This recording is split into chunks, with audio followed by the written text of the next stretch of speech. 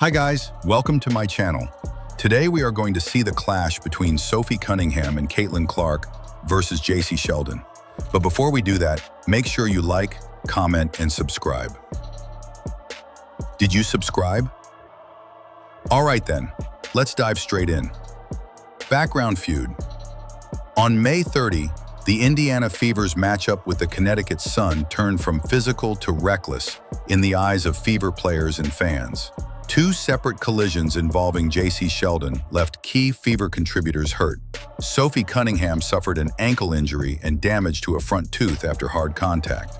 And Colson's leg twisted awkwardly when Sheldon dove through her knee while going for a loose ball. The officiating that night became the flashpoint. According to the video's account, neither incident drew a serious whistle. No flagrant upgrade, no ejections, despite both being clear contact plays. That perceived inaction fed a narrative that overly physical play was being normalized and that player safety wasn't being prioritized. Layered onto the frustration was history. Sheldon has long been a thorn in Caitlin Clark's side from their Big Ten days, Ohio State versus Iowa, where she shadowed, bumped, and chirped at Clark to disrupt her rhythm. So when two Fever players went down in the same game with Sheldon involved, it felt less like coincidence and more like a continuation of an old rivalry, now with higher stakes. The fallout was immediate. Social commentary blasted the line between aggressive and reckless, citing a growing list of contact-related injuries around the league. Inside the Fever locker room, the takeaway was simple. They believed the officials had lost control, and they circled June 17th, the rematch, as a date to remember. Clark-Sheldon rivalry. Long before the WNBA dust-ups, Caitlin Clark and Jacy Sheldon were fixtures on opposite sides of a Big Ten Cold War. Iowa versus Ohio State. The video frames Sheldon as a specialist in disruption, shadowing Clark end-to-end, bumping through screens and chirping in dead ball moments to wedge herself under Clark's skin. It wasn't just a tactical assignment, it was an identity. That history matters because it colors every possession when they share the floor. The clip repeatedly labels Sheldon as Clark's mortal enemy, suggesting a rivalry that goes beyond box scores. Each meeting becomes a continuation of the same argument. Clark's shot-making and poise versus Sheldon's relentless physical pressure. By the time both landed in the pros, the habits and the friction traveled with them. According to the video, Sheldon's edge tipped into reckless on May 30, when two Fever players, Sophie Cunningham and Colson, were injured on contact plays involving Sheldon. In the Fever's eyes, that crossed the thin line between aggressive defense and endangering opponents. All of this set the emotional temperature for the June 17th rematch. Clark's return from injury wasn't just a lineup boost.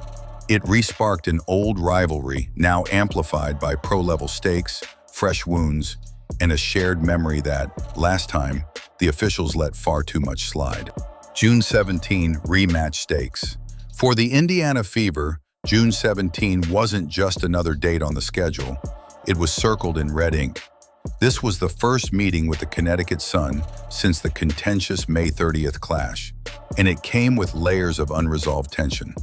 Caitlin Clark was only 2 games removed from a 3-week absence due to a quad injury, but she returned with a statement win over the previously undefeated New York Liberty, setting the stage for a high-energy rematch. The stakes weren't purely about the scoreboard.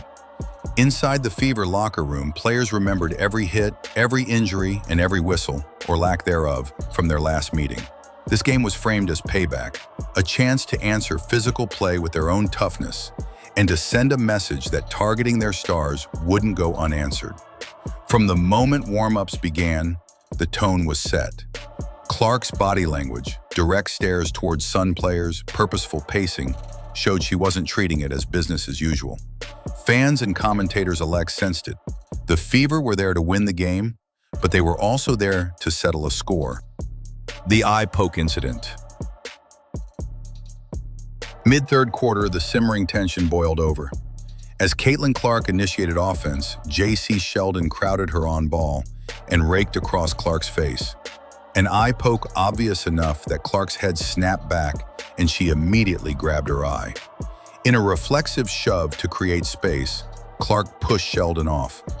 Instead of recognizing the initiating contact as dangerous, officials whistled a technical foul on Clark for the push, an equal penalty to the retaliation that followed moments later. The call infuriated the Fever bench and crowd, who just watched their star absorb a clear facial swipe. The video frames this as the turning point, proof in the Fever's eyes that the game's physical edge had crossed into unsafe territory and that the referees were losing control. Marina Mabrey's body check. Barely after the eye poke sequence, Marina Mabrey escalated things further. As Clark steadied herself, Mabrey barreled in and delivered a hard body check that knocked Clark to the floor. Contact the video characterizes as non-basketball and blatantly unnecessary. The Fever bench sprang up in disbelief. Coach Stephanie White argued furiously as replays rolled in the arena. After an extended review, officials assessed Mabrey only a technical foul, the same penalty Clark received for her reflexive shove following the eye poke. The parody of punishments became a flashpoint, to Fever players and fans, equating Clark's reaction with Mabrey's takedown and with the initial facial swipe made no sense. The video underscores this as emblematic of inconsistent officiating that failed to deter escalating dangerous play. Officiating under fire. The video hammers the officials for losing the plot as contact escalated. Fans booed while replays of the eye poke and body check looped overhead, yet the whistles produced only matching technicals for Clark and Mabrey and a flagrant one for Sheldon. No ejections.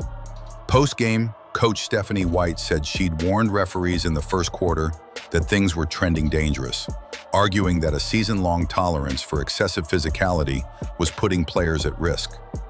The core claim, by failing to draw a firm line early, the refs incentivized ever harder fouls and forced the Fever to police safety themselves. Sophie Cunningham's payback. With the Fever up late, under a minute, Sophie Cunningham seized her moment against Jacy Sheldon. On a fast break attempt, Cunningham wrapped Sheldon up midair. An intentional hard stop the video frames as message sending rather than a play on the ball. She didn't slam Sheldon but bear hugged her to the floor, unmistakably deliberate. Officials ruled a flagrant 2 on Cunningham, automatic ejection. The subtext was louder than the whistle. If the refs wouldn't protect Clark and the Fever, Sophie would. The arena reaction, chants of "Sophie, Sophie," cast her as enforcer and folk hero, embodying the team's vow to stand on business. The scuffle and the ejections. Cunningham's flagrant 2 ignited a full-on scrum. Players from both benches swarmed the baseline as Sophie and Jacy Sheldon tangled, momentum carrying bodies toward the courtside seats before staff and teammates pulled them apart. After a lengthy review, officials issued a trio of punishments. Sophie Cunningham, flagrant 2, ejected, Jacy Sheldon, ejected, and Lindsay Allen, ejected, for their roles in the confrontation. The dust-up crystallized the night's theme: simmering grudges, uneven whistle, and a Fever squad unwilling to let cheap shots go unanswered. Game result and standouts. When the chaos settled, the Fever closed the door emphatically, winning 88-71. Caitlin Clark paced Indiana with 20 points and 6 assists, repeatedly jump-starting transition and carving up pick and rolls. Natasha Howard notched her 50th career double-double, 16 points, 12 rebounds, punishing the Sun on second chances, while Kelsey Mitchell added 17 with timely shot-making.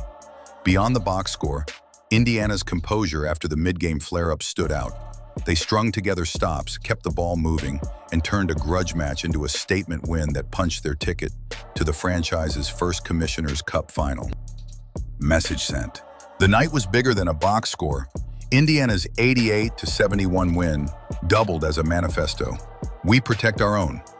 The video frames it as a culture check. When officials don't draw the line, the Fever will. Sophie Cunningham's flagrant 2 became folklore, Spicy Sophie, to a crowd already chanting her name. And the team's march to its first Commissioner's Cup final read like proof of concept.